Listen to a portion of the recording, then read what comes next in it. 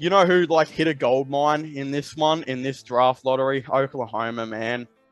Oklahoma, they realistically Yeah. could absolutely belt this draft. And anyone who doesn't know what I'm talking about, basically they have a huge chance to get Chet Holmgren at 2, especially if Jabari Smith goes to the Magic at 1.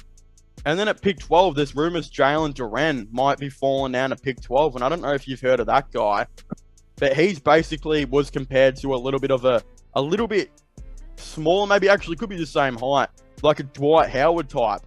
That was literally his comparison. Like, you look at the players that are pick 7 to 14, all of them have maybe some average comparisons, but Jalen Duren, his ceiling is that high. He could be like not as good as prime Dwight Howard, but a similar type. And then if you are Oklahoma, could you imagine that starting 5, that young team?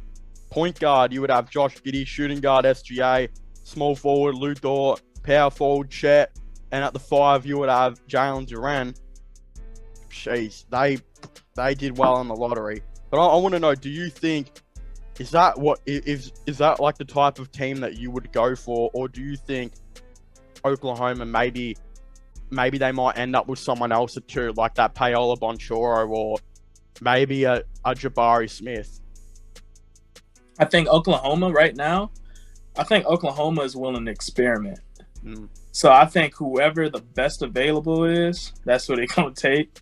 Because they got, 16 more attempts to make this right? Like, even if it's wrong, they got 16 more first-round picks in a couple years. So I do believe if Chet is available, they're going to draft him.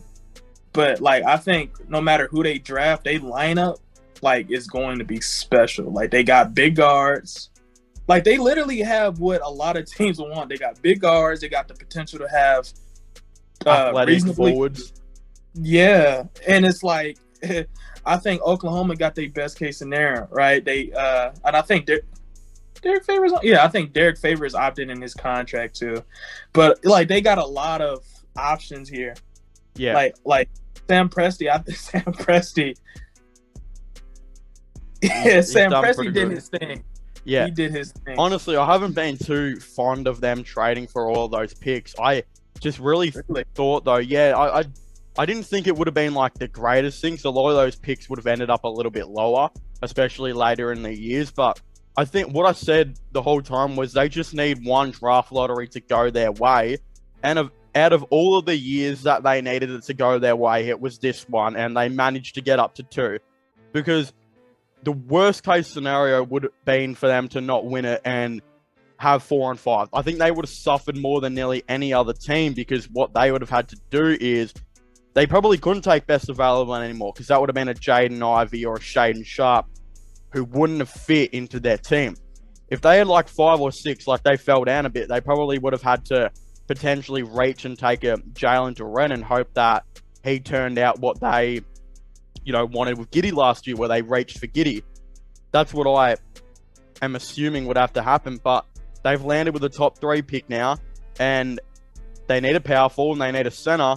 So happens that the first 3 players available are all power forwards and centers. Yeah. They did really well. I honestly think OKC had a backup plan too, a secret backup plan. Ooh. What do you think it was? I think had they not, like, because I know you said that if they would have got like pick 5 or 6, I think hypothetically Sam Presti would have just took that pick 5. He would have took another one of those picks he got stored up. Oh, yeah. And he would have just went to the top, like, you know what? I mean, hey, there's only 2 more picks, and you get another additional first round that could be another top 5. You never know. So I think Sam Presti, he knew what he was doing. Yeah, that's I guess he would have traded up. Yeah, I think this year and next year, because if you really think about it, he tried to do the same thing last year when he tried to move all the way up to get Mobley. So True. I think Sam Presti, I think that's his trump card. Like right now, he's just, if he's not necessarily getting the player he's willing to trade for him. I think he's willing to make that price if need be.